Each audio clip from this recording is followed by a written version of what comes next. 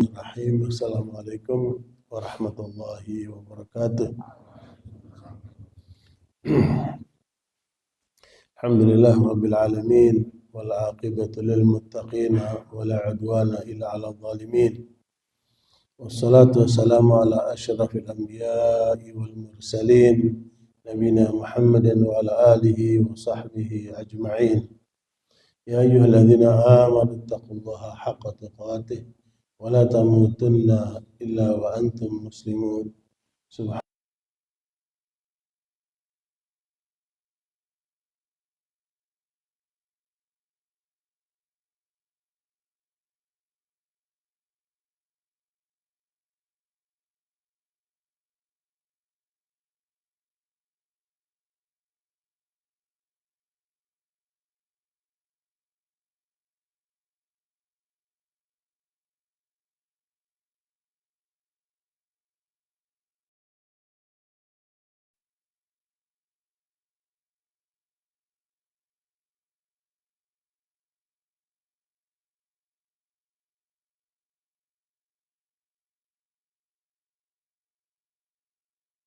Dipastikan seseorang itu bisa celaka.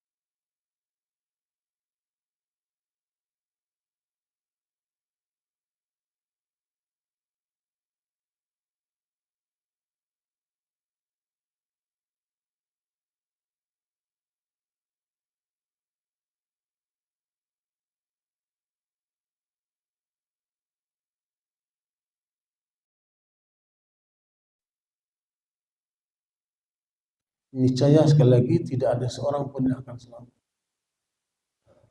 Ya. Walaula fadlullahi wa rahmatuhu ma zaka minkum min ahad abada. Kalau tidak karena Allah dan rahmatnya, termasuk melalui petunjuk-petunjuk Allah dan Rasulnya, tidak ada seorang pun yang akan selamat. Berat sekali perjalanan, bukan main. Makanya Nabi ingatkan, kamu berjalanlah di muka bumi ini seperti seorang musafir. Musafir itu pasti pakainya gak banyak, bekalnya gak banyak, secukupnya saja. Selesai urusan pulang, itulah musafir. Makanya sekalian, dalam riwayat Muslim Rasulullah mengatakan, kullu nasi ghadin fabai'un nafsahu fa mu'tiquha aw mubiquha. Hanya ada dua keadaan manusia. Dia sedang berjalan menuju Allah, apakah masing-masing akan membebaskan dirinya, menjual dirinya. Apakah dia akan membawa dirinya ke arah Allah dengan benar dan penuh kesungguhan dan kehati-hatian, ataukah kemudian dia akan menenggelamkan dirinya ya, dengan godaan setan, dengan belenggu-belenggu yang ada itu sampai lalai kepada Allah. Betapa ruginya manusia kedua ini. Maka sekalian, hal ini yang penting untuk senantiasa kita ingatkan supaya kita jangan lalai. 8 belenggu disebut Al-Quran dan 8 dibelenggu yang disebutkan oleh Muhammad SAW.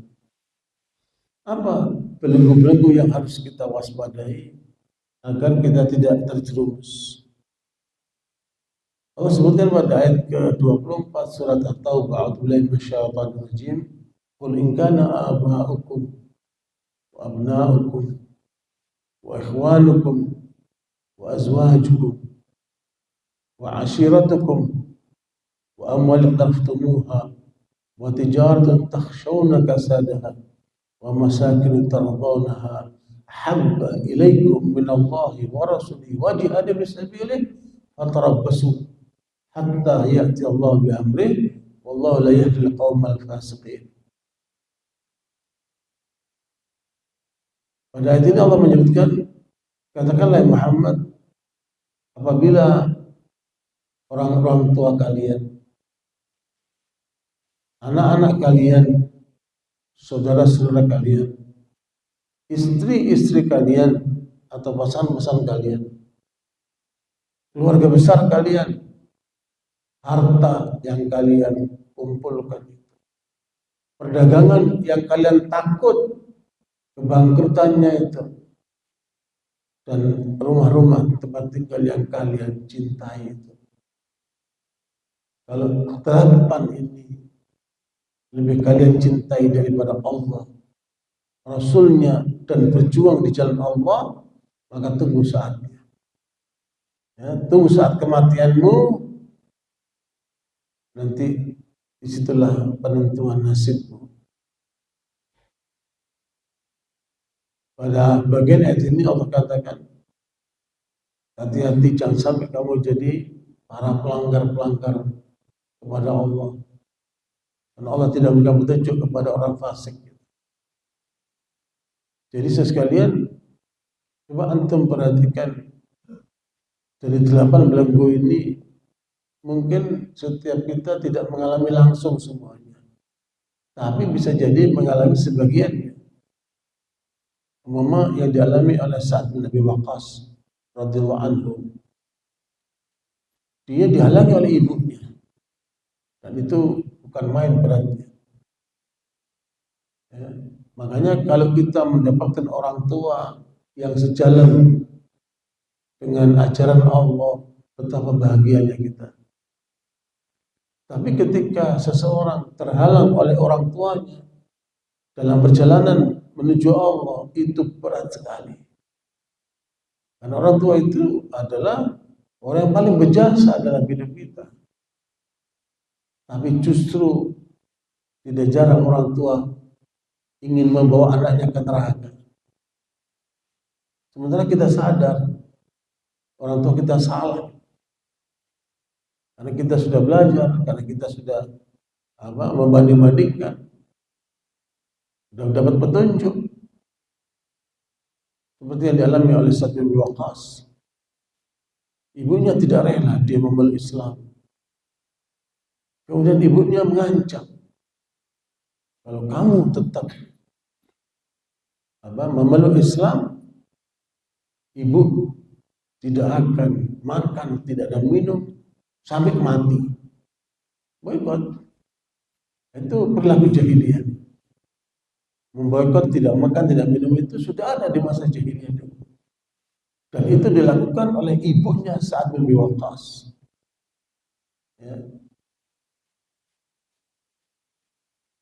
Sekalian, kata Sa'ad, tidak ada pemuda Quraisy yang begitu cinta kepada ibunya seperti saya. Ya, semua anak. Ya. Demi ibunya dia akan korbankan semuanya. Itu setiap anak. Karena jasa ibu itu begitu besar. Tetapi inilah hambatan terbesar dialami oleh Sa'ad bin Abi Waqqas. Ibunya menghalangi dia untuk memeluk Islam. Dan ibunya bukan main-main. Dia jalankan betul. Tidak mau makan, tidak mau minum. Hari pertama saat mencoba untuk meraih, untuk menyuapi, tapi ibu itu nggak mau. Hari kedua seperti itu. Hari ketiga sudah semakin lemah dia. Nggak makan, tidak minum 3 hari. ketika melihat ibunya sudah kekeh dengan keinginannya, setelah iman berbicara pada diri saat menguatkan dirinya, jangan kamu tunduk dengan ibu. Ya. Kemudian telah ayat Al-Quran, wa in jahadaka ala an tusyrika bi ma laysa laka bi ilm fala tuti'huma wa sahibhuma fid dunya ma'ruf. Kalau kedua orang tuamu bersungguh-sungguh untuk menjerumuskan kamu ke dalam kemusyrikan, melanggar Allah, jangan kamu taati orang tuamu, tapi bergaulilah mereka dengan cara yang baik di dunia. Subhanallah, tetap harus berakhlak mulia kepada orang tua, meskipun orang tua itu ingin mencelakakan anaknya. Dahsyat, luar biasa Islam.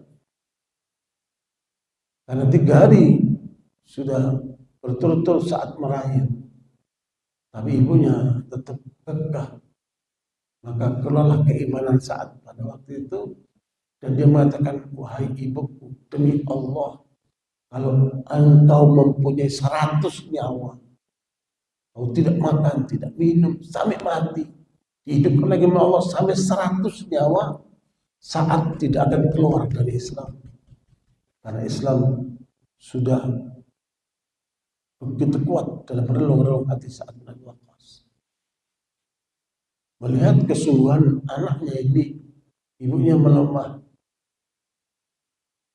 akhirnya kemudian dia memakan, dia meminum, gak jadi bunuh diri. Ya, boikotnya kalah. Nah, itu pentingnya keimanan. Ini belum dulu ini, bukan main itu.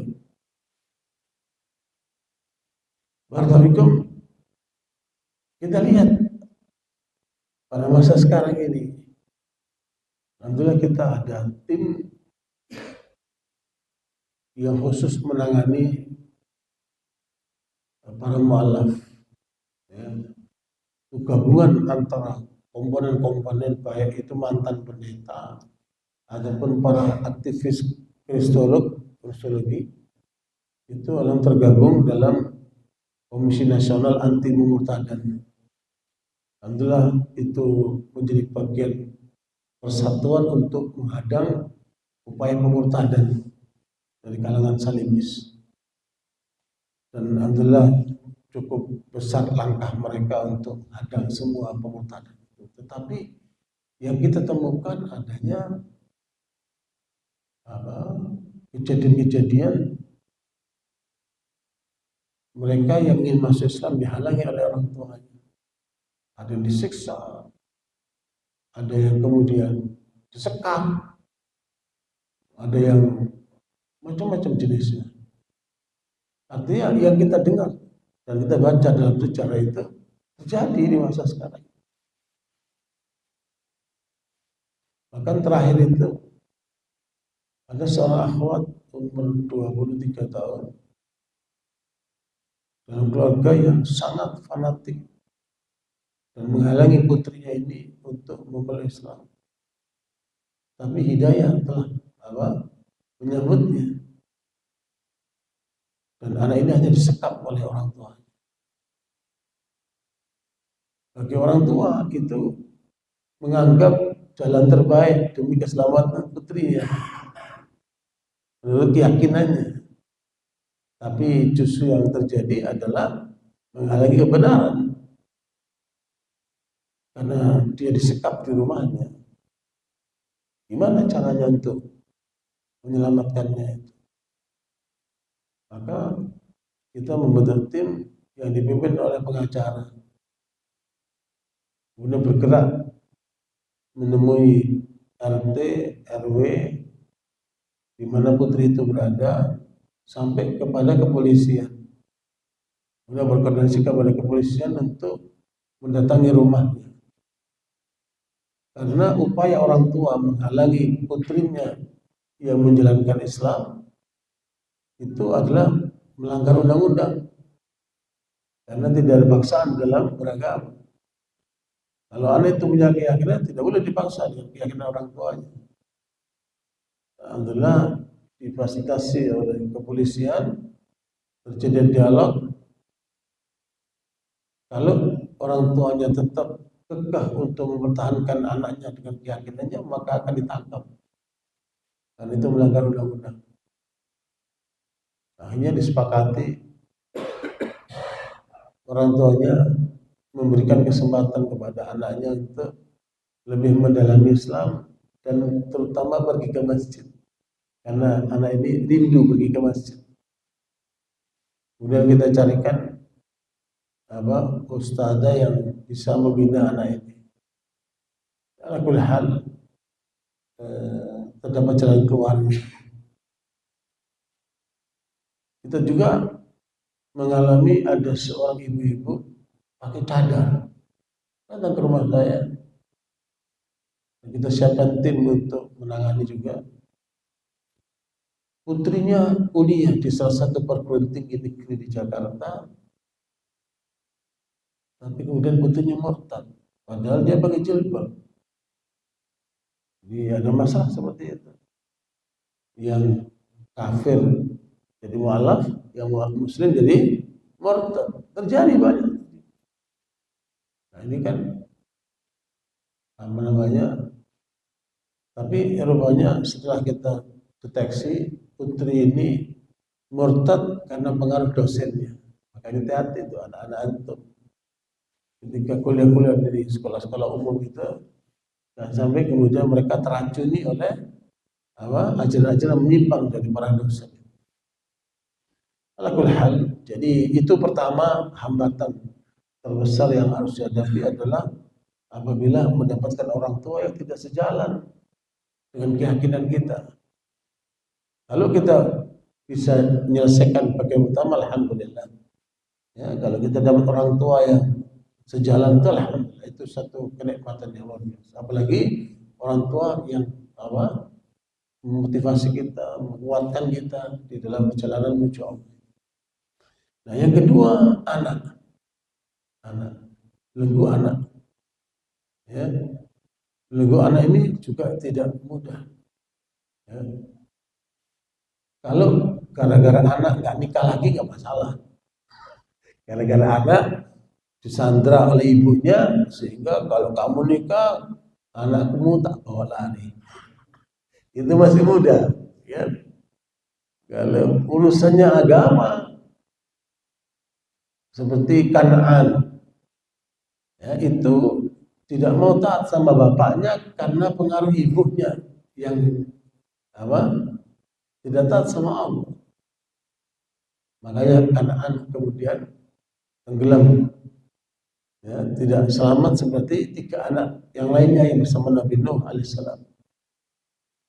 Ya udah, itu pilihan dia, tapi pilihan yang salah. Ikuti ibunya. Itulah resiko kalau kita menikah dengan wanita yang tidak seiman sama kita. Nah, itu resiko tanggung penumpang.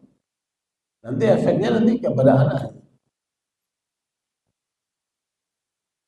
Saya dengar,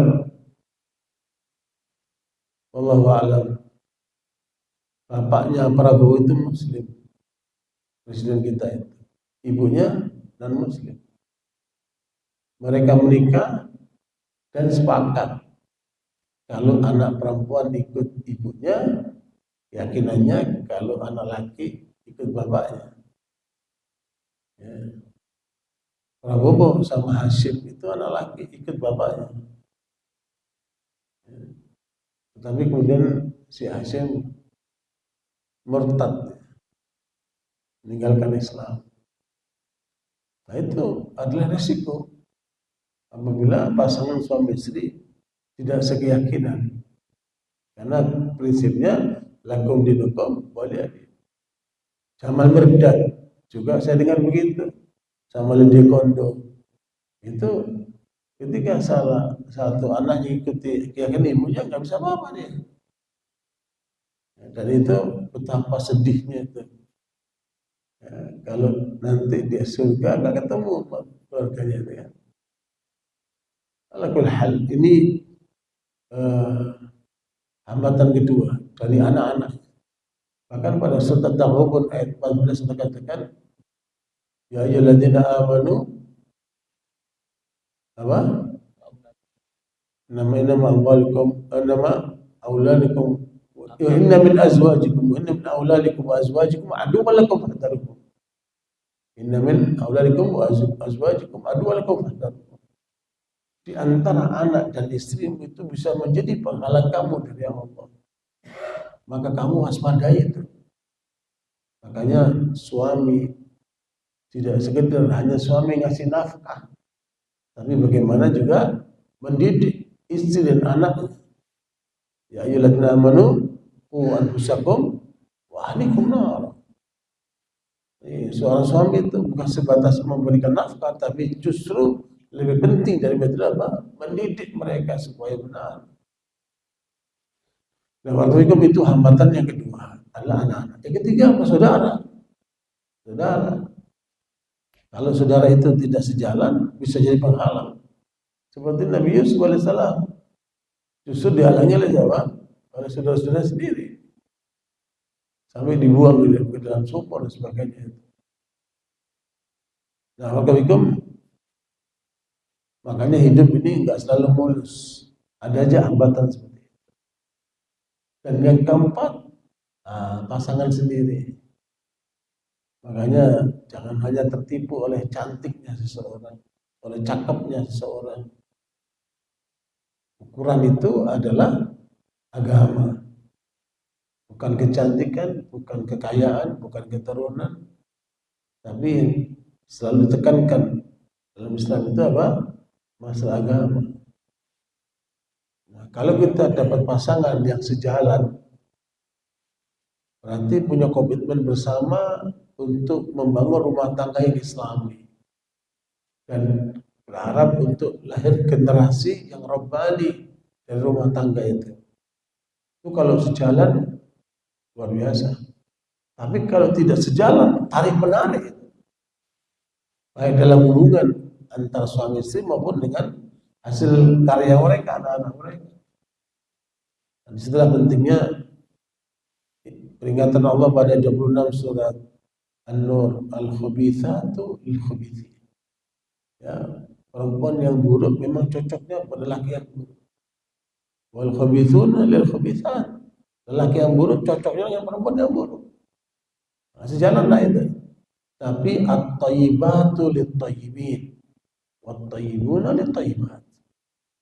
Ya, perempuan yang baik cocoknya untuk apa? Lelaki yang baik. Begitu pula lelaki yang baik untuk perempuan yang baik. Itu kalau sejalan luar biasa indahnya rumah tangga itu. Betul-betul baiti jannati.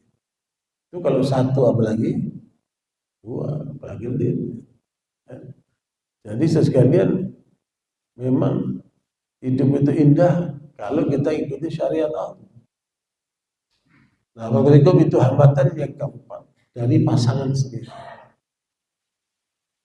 Nah, hambatan yang kelima keluarga besar. Ya, tidak jarang keluarga besar menghalangi juga ya, kepada kebenaran yang kita yakini. Alhamdulillah kalau keluarga kita keluarga yang sejalan itu satu karunia Allah. Tapi kalau ada hambatan itu, maka harus menghadapinya dengan tegar. Alhamdulillah kami banyak masuk ke komunitas-komunitas dari masyarakat muslimin berbagai daerah yang mereka berasal dari macam-macam etnis. Dan itu kita temukan dalam kehidupan mereka itu tarik-menarik yang luar biasa. Umumnya di masyarakat Batak. Masyarakat Batak itu sebagian non-muslim, sebagian muslim. Dan itu tarik-menarik antara mereka itu. Saling mempengaruhi gitu. Kalau kita mungkin di Bangil nggak terasa itu. Karena keluarga kita muslimin semua kan. Kalau di tengah mereka itu ada tarik-menarik. Nah, ala kulli hal, seperti itu harus dikuatkan. Jangan sampai terpengaruh oleh keluarga besar sehingga menghalangi kita untuk perjalanan menuju Allah ini. Nah, kemudian yang keenam, hambatan berikutnya adalah harta. Jangan sampai kita terpenjarakan oleh harta kita itu. Makanya Syekh Islam Ibnu Taimiyah rahimahullah, orang yang terpenjara bukan yang terpenjara di kerangkeng, tapi yang terpenjarakan itu sebenarnya terpenjara oleh hawa nafsunya, termasuk hawa nafsu apa? Harta ini. Yang dia tertawan oleh hartanya, sehingga menjadi pelit, sehingga menjadi apa? Lakunya menyimpang dan seterusnya. Nah, ini waspadai jebakan harta ini. Nah, kemudian yang ketujuh itu hambatan perdagangan. Nah, saya lihat perdagangan ini paling banyak hambatannya adalah terkait dengan haram, barang haram atau cara yang haram yang terjadi pada bisnis-bisnis hari ini. Memang bisnis-bisnis yang haram itu menggiurkan, biasanya jumlahnya tidak sedikit, tapi tetap bagi kita adalah yang halal itu berkah meskipun tidak banyak. Yang penting berkahnya. Nah, waalaikumsalam, keberkahan itulah yang akan membawa nikmatnya hidup ini. Jadi buat apa banyak tapi menyengsarakan. Lebih bagus dikit daripada banyak tapi menyengsarakan. Nah, ala kulli hal, perdagangan kita itu harus kita kelola dengan baik, karena memang menurut Robert Kiyosaki, ahli keuangan Amerika dari keturunan Jepang, dia nulis buku Rich Dad Poor Dad. Uang itu beredar di 4 lini, di 4 kuadran. Yang pertama, uangnya pegawai, itu pasti gak banyak. Kalau orang itu jadi pegawai, itu uangnya terbatas. Tidak jarang lebih besar pasar daripada tiang. Itulah pegawai. Nah, di sini perebutan uangnya dikit. Yang kedua adalah semi pegawai, seperti dokter, insinyur, konsultan, pengacara, itu setengah pegawai, semi pegawai. Itu duitnya lebih banyak dari kelompok yang pertama, kata Robert Kiyosaki. Nah, yang ketiga pedagang, pengusaha, pebisnis. Ini peredaran uangnya pasti besar di sini. Mungkin sampai 90% peredaran uang itu ada di para pedagang ini. Nah, kalau bisa kita masuk di situ, supaya kita bisa mengembangkan potensi harta itu.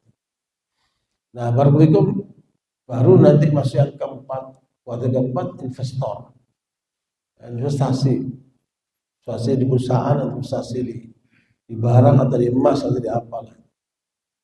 Jadi itulah 4 peredaran uang yang terjadi dalam kehidupan manusia, ya, dan paling banyak uang itu beredar di kalangan para pengusaha. Tapi saya mempelajari, kenapa kok kelompok minoritas itu sukses secara ekonomi? Ya, begitu besar pengaruh mereka menguasai ekonomi, mencengkeram ekonomi bangsa Indonesia. Jumlah mereka sekitar paling banyak 200 orang. Yang paling menonjol 9 naga ini. Ya, kita pelajari gimana cara mereka menguasai ekonomi umat dan bangsa ini. Setelah saya pelajari, kesimpulannya, mereka ini melalui perbankan. Mereka bikin bank Asia, BCA, nanti mereka bikin bank Mayapada, bikin bank Lipo.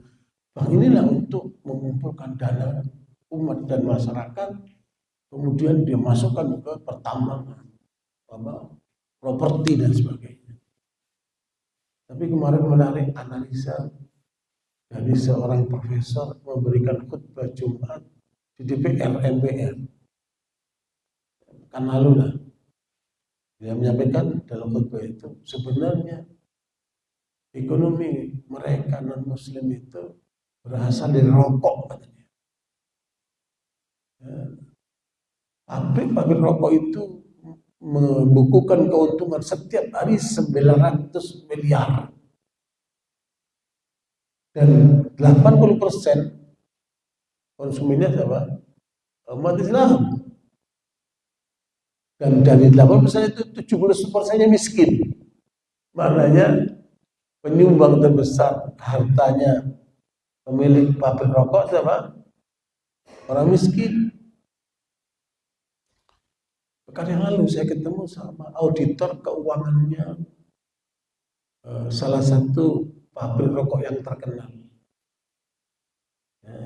Dia bilang tahu berapa asalnya? 300 triliun. Itu dari mana? Sebenarnya 80% dari umat Islam. 70% orang-orang miskin coba yang nyumbang. Ya. Kadang-kadang orang miskin yang perokok itu lebih bagus. Nggak makan yang penting merokok. Coba ya. Setiap hari 900 miliar mereka membuat keuntungan itu. Nah dari pabrik rokok inilah, dari hasil rokok inilah mereka kembangkan, ya, termasuk bikin bank-bank terus macam-macam pengembangannya itu. Dan otaknya itu orang dari batu.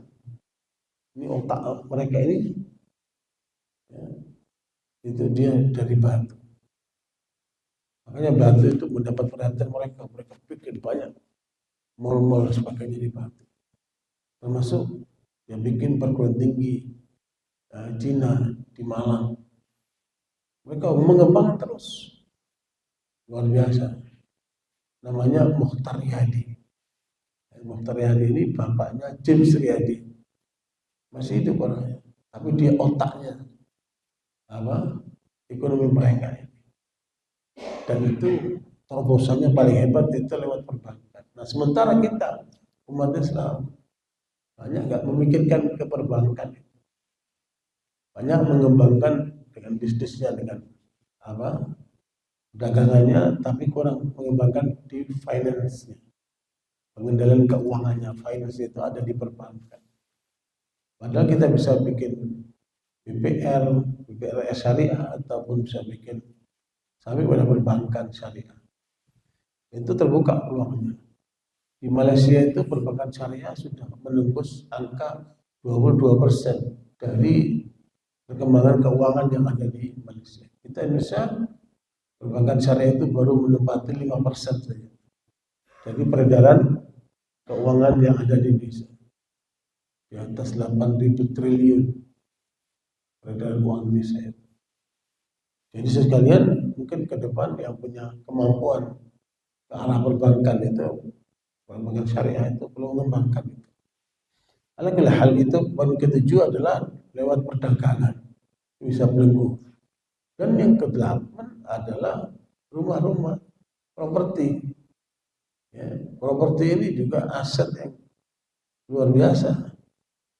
Ya, dan itu yang dikembangkan oleh mereka dan sebagian oleh orang Islam. Makanya di antara properti itu apa? Hotel-hotel syariah, rumah-rumah syariah. Saya pernah nginep di hotel syariah di Banten, tapi pemiliknya Kristen. Saya tertarik, nanya sama si pemilik itu, ini bapak yang punya ini atau syariah? Iya. Saya dengar bapak non-muslim. Iya, saya Kristen. Kenapa bapak bikin hotel syariah? Apa jawabannya? Enak pak.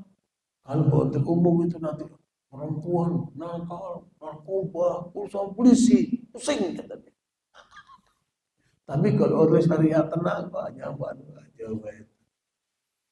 Ya.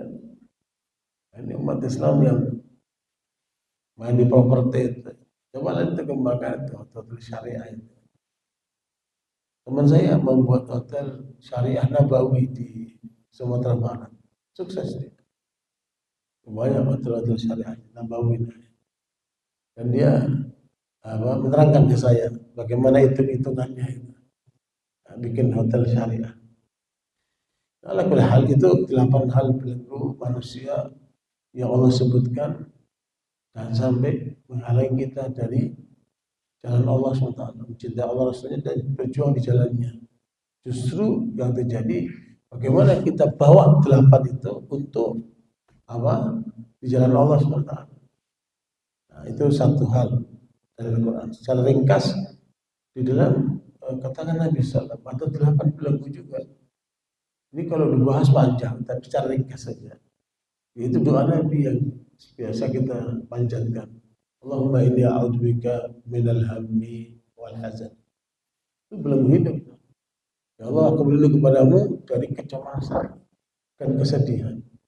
Cemas ini merusak pribadi manusia. Karena ini manusia paling banyak kena penyakit anxiety. Itu kecemasan. Dan itu paling banyak terjadi pada siapa? Orang-orang kaya. Hidupnya penuh dengan kecemasan. Apalagi ketika ekonomi itu lagi stagnan, tambah pusing. Makanya ini berdoalah kepada Allah untuk dijauhkan dari segala bentuk belenggu jiwa ini, kecemasan dan kesedihan. Makanya Dr. Aizal Qarni menulis buku La Tahzan itu menjadi buku yang bestseller karena banyak manusia tenggelam dengan kesedihannya. Akibatnya apa? Menimbulkan penyakit psikosomatik. 70% penyakit itu dari situ. Apalagi penyakit lambung. Kalau udah lambung, udah tandanya itu bisa dipastikan hampir 100% karena pikiran lambung gitu. Nah, makanya itu kenapa? Karena terjadi kesedihan yang berkelanjutan. Ya. Lagi jauh sama istri sekian lama, terus istriku permaisuri terus akhirnya kena lambung dia. Biasanya itu paling banyak yang di penjara. Ya, terbayang-bayang istrinya, terus akhirnya kena penyakitnya lambung dia. Ya. Nah itu barakallahu. Jadi pertama kecemasan, kedua kesedihan. Wa'udzuka minal ajzi wal kasal. Berlindung kepada Allah dari sikap lemah, jangan melemah. Ya, kata Nabi, ista'in billah wa la ta'jaz. Mintalah pertolongan kepada Allah, jangan melemah. Kita ketika menghadapi masalah, jangan melemah, harus tegar. Ya, karena itu akan membantu kita untuk bisa menyelesaikan masalah itu. Kemudian yang keempat apa tadi? Kasal, malas. Mana orang bisa maju kalau malas? Ya. Makanya kita diajarkan soal 5 waktu itu kan untuk menghilangkan rasa malas. Ya, makanya malas ini harus kita buang jauh-jauh. Karena malas itu belenggu untuk seseorang bisa maju. Nah, kemudian yang ke 5 dan ke-6, wa'udzuka minal bukhl wal jubn. Berlindung kepada Allah dari sikap bakhil, pelit, dan pengecut. Ya. Ketika Khalid Walid akan meninggal, bukan di medan perang, tapi di tempat tidur. Ya. Mengatakan, saya akan mati seperti himar. Dia seperti himar. Ya. Falah namat a'inul jubana. Orang pengecut itu tidak banyak bisa menyelesaikan masalah. Ya. Makanya anak-anak kita harus kita latih menjadi pemberani. Ya. Dan siapa biasanya yang menjadikan anak itu pengecut? Ibunya. Mau masih makan, ada polisi, ada setan. Nah, itu yang bikin takut anak itu. Maka ingatkan itu istri-istrimu itu. Dan sampai mengajari anaknya pengecut. Bahkan Umar Khattab mengajarkan alimu auladakum ar-rimayata was-sibahata wa rukubal khair. Ajarkan anakmu memanah, berenang dan menunggang kuda. Dan itu melatih keberanian. Saya kalau naik kuda itu terasa kelaki-lakiannya. Gak mungkin nih punya satu istri kalau pemain kuda itu. Terasa gagah banget. Satu kali saya mampir ke kampung Mahfirah. Ada anak udah gagah ke atas kudanya. Saya komentar, saya kenal dia. Kamu kalau dilihat perempuan pasti suka sama kamu. Kamu kelihatan gagah banget. Nah, saya murid Ustaz. Lah, gimana saya? Saya alumni Al-Islam. Loh, ngapain kamu di sini? Jadi ternyata itu murid saya lupa. Saya pelatih kuda di sini, Ustaz. Masalah keren. Ya. Makanya dipanggil belum ada ya. Nah, perlu itu diadakan berkuda itu. Karena itu kelihatan gagah sekali. Saya pernah naik kudanya Prabowo. Waktu itu diajak Ustaz tadi Ilham. Ya, masih apa? Rahimahullah masih dekat sekali sama Prabowo itu. Di Hambalang sana dibawa ke tempatnya pelatihannya Prabowo. Saya naikin tuh Bapak apa namanya kudanya Prabowo. Jadi sekalian itu makanya anak kita harus kita latih apa? Pemberani. Jangan sampai anak itu penakut. Kemudian apa namanya yang ketujuh dan kedelapan, wa'udzubika min ghalabatid daini wa qahrir rijal. Belenggu yang ketujuh adalah hutang. Ya, jangan enak dengan hutang. Kalau bisa selesaikan hutang itu, lepaskan dirimu dari hutang. Ya, apalagi riba, apalagi yang haram-haram gitu kan. Hutang itu halal, hutang itu sunnah, bayarnya wajib. Ya, lepaskan belenggu hutang. Kalau kita lepas dari hutang itu hidup nikmat sekali. Nah, baru yang ke-8 tertekan oleh pihak lain. Preman, ya, alat keamanan, siapapun. Kalau kita tertekan oleh pihak lain itu hidup terasa terhimpit. Ya, hidup terasa terhimpit. Nah, karena itu ini 8 belenggu yang Rasulullah SAW ajarkan dalam doa-doa kita. Allahumma inni a'udzubika minal hammi wal hazan wa a'udzubika minal ajzi wal kasal wa a'udzubika minal bukhli wal jubun wa a'udzubika min ghalabatid daini wa qahrir rijal. Bila 8 dari Al-Quran, 8 dari Nabi SAW bisa kita lepaskan belenggu itu, maknanya kita hidup merdeka. Kita hidup dengan penuh kenikmatan tanpa ada tekanan apa. Barakallahu, semoga bermanfaat. Aku qouli hadza wa astaghfiruka Muhammad. Subhanakallahumma bihamdika asyhadu an la ilaha illa anta astaghfiruka wa atubu ilaik. Alhamdulillah. Wassalamualaikum warahmatullahi wabarakatuh.